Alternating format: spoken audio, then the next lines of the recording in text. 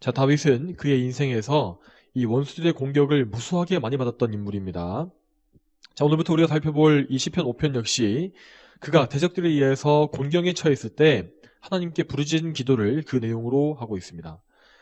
자, 이렇게 다윗이 끊임없이 공격을 당했다는 사실은 그가 예수 그리스도의 모형이었음을 보여주는 것입니다. 다윗은 대적들에게 둘러싸일 때마다 하나님 앞에서 간절한 눈물의 기도를 올렸습니다. 이것은 예수님께서 이 고난 중에 아버지 하나님을 기도로 붙잡으셨던 것을 예표하는 모습이라 할 수 있습니다. 자, 다윗을 통해서 우리가 구약에서 미리 볼 수 있는 것과 같이 우리 예수님께서는 공생의 기간 내내 대적들에게 둘러싸여 계셨습니다. 그리고 예수님은 다윗보다 훨씬 더 큰 고난을 당하셨는데 그것은 예수님께서 십자가의 고통을 당하시고 지옥의 형벌 한가운데로 걸어가신 사건이었습니다. 그렇지만 예수님은 그러한 고통 중에서도 항상 하나님께 부르짖어서 기도하시는 것을 볼 수 있습니다. 예수님은 하나님께 참으로 심한 통곡과 눈물의 기도를 올리셨고 또한 그 기도의 응답을 받으셨습니다. 예수님은 끝까지 기도의 능력으로 말미암아 하나님 아버지께 순종하셨으며 또한 하나님께서 택하신 자녀들을 위한 모든 구속사역을 완수하실 수가 있었죠. 자, 여러분, 그러면 오늘 시편 5편에서 다윗은 구체적으로 어떤 기도를 올리고 있을까요? 자, 먼저 1절 말씀에서 다윗은 하나님을 여호와시여라고 부르고 있습니다. 자, 여호와라는 말은 구약 시대에 하나님께서 자신을 계시하신 이름으로서 그 의미는 스스로 계시는 분이라는 의미를 갖고 있습니다. 자, 이 이름의 뜻에서 알 수 있는 것처럼 하나님은 다른 어떤 것에도 의지하지 않으시고 홀로 자존하시며 모든 것 위에서 만유를 통치하시는 절대자이십니다. 자, 하나님 이외에 한 분 하나님 이외의 다른 존재는 그가 아무리 대단하고 강하다 할지라도 다 하나님께 의지하여서 존재하고 있는 것입니다. 자, 우리는 이렇게 자존하시는 하나님의 속성을 바르게 알고 하나님을 경외하는 신앙을 가져야 할 것입니다. 자, 그런데 놀라운 사실은 이 자존하시는 절대자 하나님께서 우리와 같은 이 죄인들의 기도에 귀를 기울여 주신다는 사실입니다.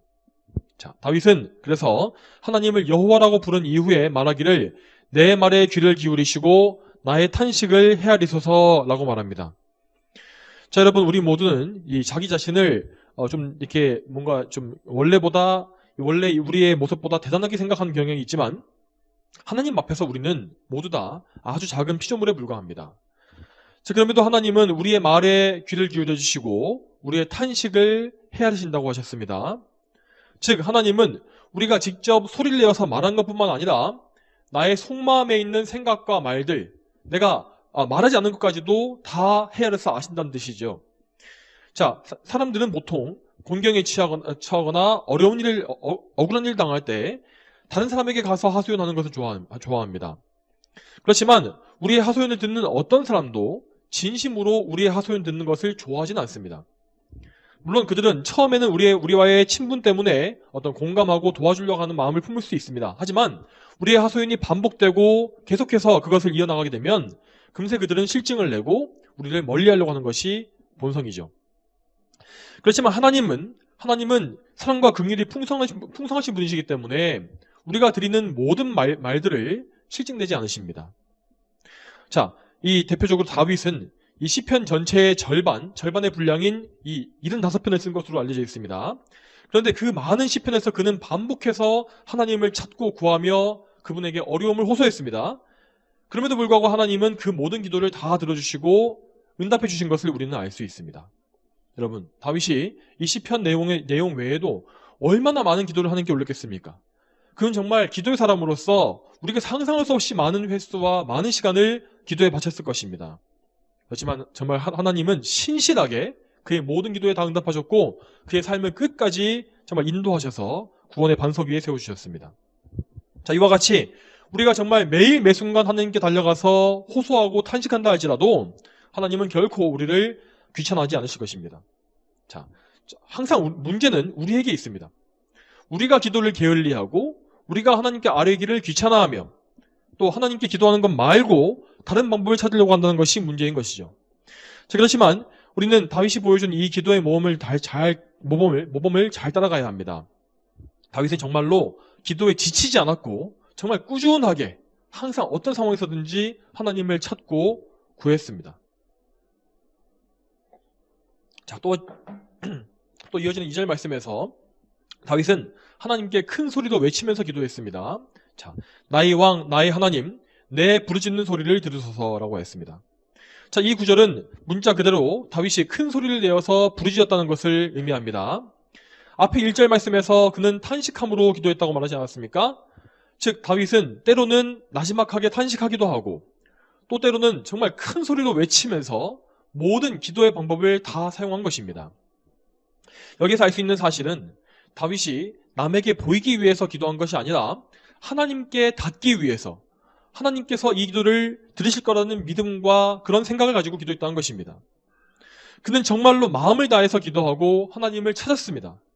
그리고 그의 탄식과 부르짖음은 모두 다 그의 하나님을 향한 절절한 마음이 담겨있는 정말 참된 기도였습니다. 이제 또 이어서 3절을 보겠습니다. 여호와시여, 아침에 내 소리를 들으소서. 아침에 내가 주께 기도하고 바랍니다. 자, 여기 시편 5편에서 다윗은 이렇게 아침에 하나님께 기도했다라고 말을 합니다. 자, 그리고 우리가 바로 앞에서 보았던 4편에서는 저녁에 잠자리에 들기 전에 기도했다고 말하는 것을 볼 수 있습니다. 다윗은 이렇게 밤이고 낮이고 정말 시간을 따지지 않고 항상 계속 기도했다는 것을 알 수가 있습니다. 성도 여러분, 이렇게 우리에게는 하나님을 향한 간절한 마음이 항상 있어야 합니다. 우리는 하나님을 사랑하는 마음으로 기도해야 합니다.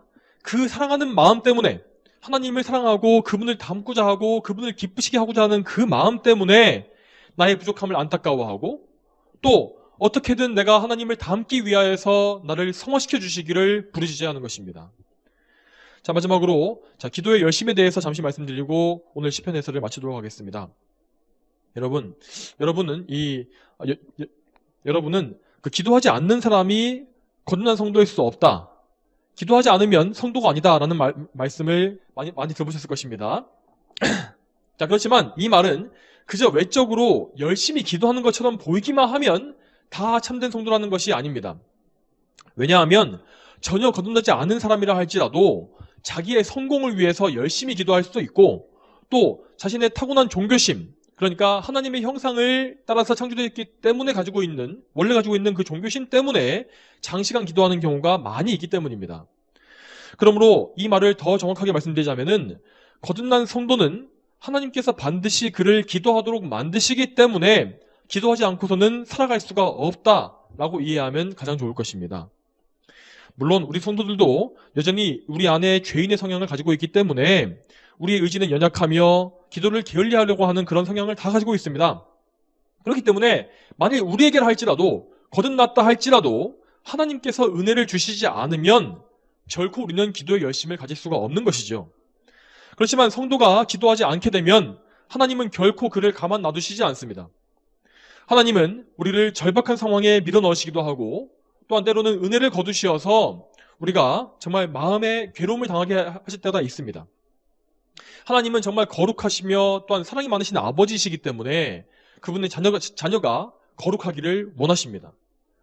그러므로 자녀에게는 반드시 기도로 이끌어 가시는 하나님의 섭리가 작용하게 되어 있는 것입니다. 그렇기 때문에 어떤 사람이 기도하지 않는데도 그에게 아무 일도 벌어지지 않고 또 그가 별 괴로움 없이 살 수가 있다면 그는 결코 하나님의 자녀가 아닙니다. 그것은 곧 그가 하나님의 자녀가 아니라는 가장 확실한 증거가 될 것입니다. 그러므로 우리는 항상 두려운 마음을 가지고 우리 자신을 점검하고 돌아볼 수 있어야 합니다.